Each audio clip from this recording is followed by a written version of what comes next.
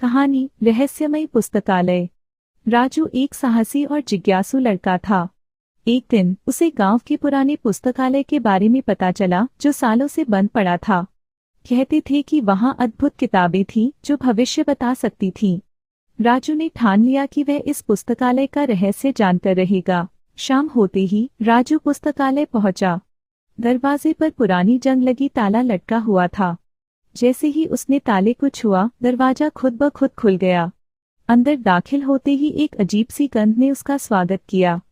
चारों ओर धूल जमी थी और किताबें बिखरी पड़ी थीं। पहले सेक्शन में राजू ने एक किताब उठाई जिसका शीर्षक था भविष्यवाणी का रहस्य। उसने पहला पन्ना खोला ही था कि उसे एक आवाज सुनाई दी, तुम्हें यहाँ नहीं होना चाहिए। राजू ने चारों ओर देखा लेकिन वहाँ कोई नहीं था। उसने किताब को वहीं छोड़ दिया और आगे बढ़ा। दूसरे सेक्शन में राजू को एक लाल रंग की किताब दिखी जिस पर सुनहरे अक्षरों में लिखा था मृत आत्माओं की कहानियां। जैसे ही उसने किताब उठाई, एक ठंडी हवा का झोंका आया और किताब के पन्ने खुद ब खुद पलटने लगे। राजू ने देखा कि पन्नों पर लिखी कहानियां बदल रही थीं, जैसे वे जिंदा हों। अगले सेक्शन में राजू ने एक बहुत पुरानी और बड़ी किताब देखी। उस पर कोई नाम नहीं लिखा था। जैसे ही उसने उस किताब को खोला, एक जोरदार ध्वनि हुई और राजू के सामने एक अदृश्य द्वार खुल गया। उसने हिम्मत जुटाई और उस द्वार के अंदर कदम रखा। द्वार के अंदर एक बड़ा हॉल था जहां एक विशाल पेड़ था। पेड़ की शाखाओं पर चमकती हुई किताबें थीं।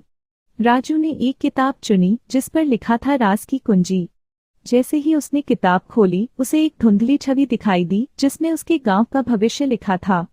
वह समझ गया कि यह पुस्तकालय कोई साधारण पुस्तकालय नहीं था। राजू ने फैसला किया कि वह इस रहस्यमय पुस्तकालय का रहस्य किसी को नहीं बताएगा। उसने किताब को वापस रखा और बाहर निकल आया। पुस्तकालय के बाहर आते ही दरवाजा अपने आप बंद हो गया और ताला फिर से लग गया। इस कहानी से हमें यह सीखने को मिलता है कि हर रहस्य को जानने की कोशिश नहीं करनी चाहिए, क्योंकि कुछ रहस्य हमारी समझ से परे होते हैं।